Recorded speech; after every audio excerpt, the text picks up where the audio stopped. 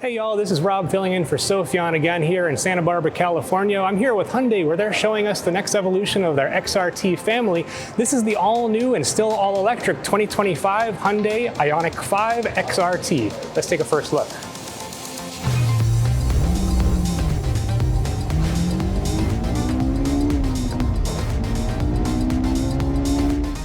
Alrighty y'all, so it's the end of the day here at the Hyundai Tucson event where they've revealed a number of new updates to vehicles. This may be the biggest one though. As I said, this is the 2025 Hyundai Ioniq5 XRT. Hyundai did a nice little presentation here where they were telling us how it really is important for them to continue to evolve their XRT brand. Obviously it started with the Tucson, the Santa Fe, and now they're moving it to their first all-electric model, this Ioniq5. The Ioniq5 also got some updates for this year. I'm going to do a quick little walk around of the regular non-XRT model as well to show you some of those changes. I want to go over a couple of the powertrain differences here because there were a couple updates. One of the biggest changes is that the battery pack has actually gotten bigger. The battery on the old model was 77.4 kilowatts. This one now is an 84 kilowatt battery. And one of the biggest changes as well is that there's now an NACS plug. So this is your standard Tesla plug, if you will, for short. This is the first vehicle that Hyundai is going to be incorporating this, not only the XRT model, but the standard Ioniq5 as well. So you'll be able to charge at similar times, a little bit longer due to the larger battery pack. However, it's still an 800 volt architecture. Range has actually increased slightly. We're showing 280 miles for the standard model as I press this. And they said that the XRT model here will actually be 250 miles plus. So obviously that's going to depend on what sort of off-roading conditions you are going to be involving yourself in, how your right foot is behaving as well. As far as power, it is going to be the same for the moment. There's not going to be any change to that. Let's look at the front styling of the vehicle here. So this pixelated theme has been something that Hyundai has been pretty proud of, as well as the styling department here. They have actually expanded that a little bit. So if you look a little bit closer, not only the headlight's pixelated, but this matte finished camo design is also a bunch of pixels, which is pretty neat. This is a pretty rugged material if you're going to be hitting things like gravel and dust and brush and stuff like that. That's going to help. You have some red tow hooks here in the front also.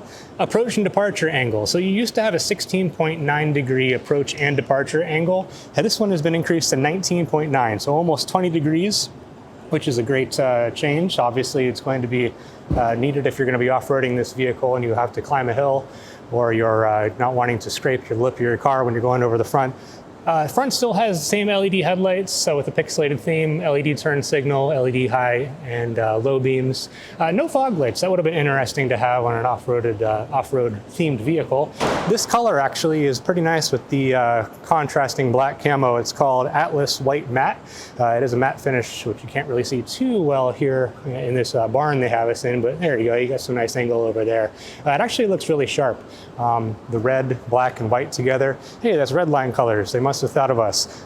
Moving around the side of the car, you actually have a slight increase in the length. It is a 0.8 of an inch increase. That's also not only for this XRT, but the standard model as well. It's 183.3 inches long. Take a look at the wheels here. These obviously are going to be unique to the XRT model. They are a 235 by 60 R18. I'm actually surprised there's an 18-inch wheel on this vehicle. For an off-road themed car, I would have thought they would have wanted to go to a 17 or heck, maybe even a 16-inch, but they look pretty good. They are matte finished as well, black. I can't see them getting scratched up pretty easily though, so you got to be careful there. The camo pattern also goes along the wheel arch trims, which is nice. Moving up the sides, you have black painted side view mirrors with the integrated turn signal and that camera underneath. Same pop-out door panels, lots of that black cladding along the side as well. If you look up at the top here, we have a all-white roof. I did not get to note if there was going to be a pano roof available on this vehicle, although I don't think that there is.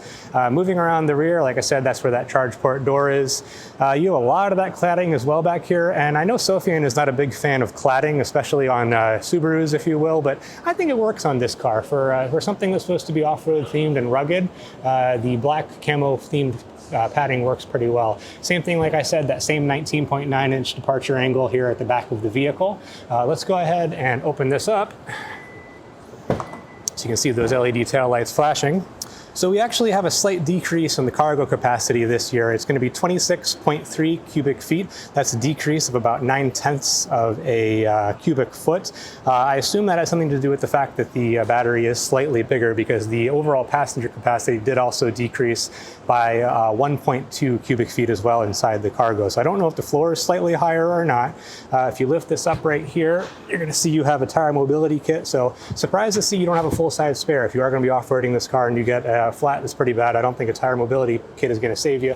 LED kit right here, or I'm sorry, LED light rather right there. You have your standard cigarette and cigar lighter. Cargo tie downs as well. If you want to fold these seats down,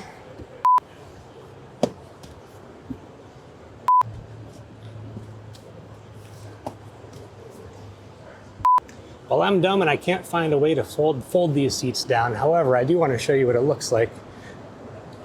Go ahead and open this up right here, and we'll use the standard lever. Move back around to the trunk for y'all.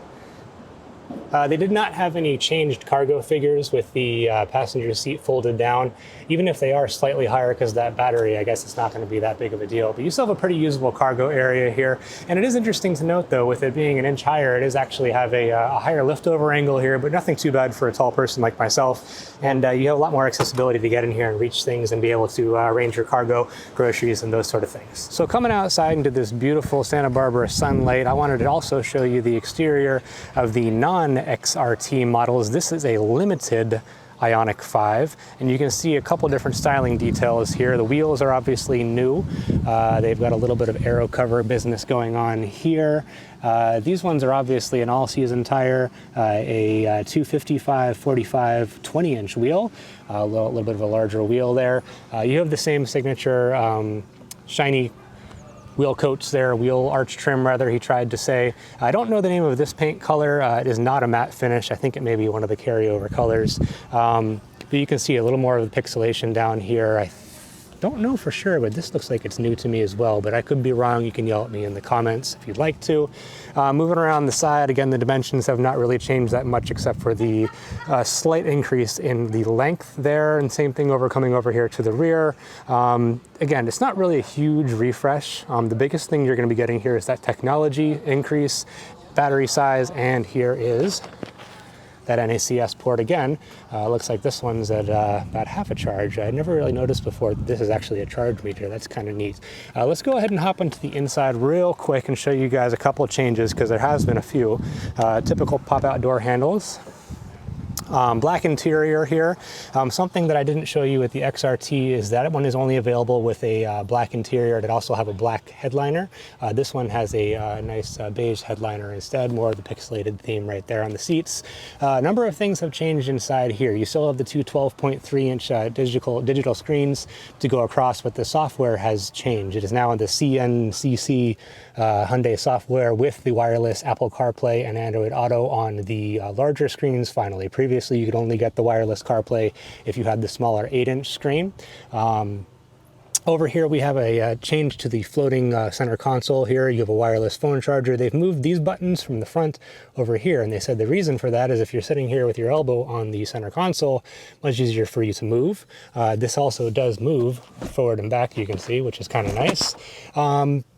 The cabin seems pretty premium. I'm not going to go into too much detail right here because they're getting ready to kick me out, but I wanted to show you guys a brief glance overview of the interior as well. Alrighty, y'all. So as always, thanks for putting up with me today instead of Sophian as we took a quick first look at this refreshed 2025 Hyundai Ioniq 5 in both the limited trim right here and that XRT model that I showed you inside. A couple quick facts that I want to share with you guys before I wrap this up and jump on the last shuttle back to the hotel and have myself another glass of wine. This model right here is going to go on sale October 1st, so about a month and a week away. And the interesting thing is that model inside, the XRT, it's actually going to go on sale at the end of October of this year. Normally looking at something like that, I would have thought that it's a concept, but no, that's fully production. It's ready to go, they said. The other interesting thing is one of the project leads on there, I spent a couple minutes speaking to him. He's only been at Hyundai for 3 months. Really shows you that Hyundai is looking to get the most energy and quickness into their XRT and their whole model lineup with new ideas from different areas, from different people and that sort of stuff. So as far as the pricing goes, this one right here, they said they're looking at maybe a modest 1% to 2% increase, but they didn't have have anything finalized. The pricing for the XRT inside, I assume that would be a good chunk of change more, especially with the off-road capability. Wouldn't be anything as expensive as the Ioniq5N, but I do expect there to be a small premium for those additional off-road capabilities. Appreciate you guys being here with me today. If you're also looking to see the latest vehicles that we're testing, be sure to follow us on Instagram at Redline_reviews, like us on Facebook, and as always, please keep subscribing to the Redline Reviews YouTube channel for all the latest reviews. Thank you so much for watching. Catch you all in the next video.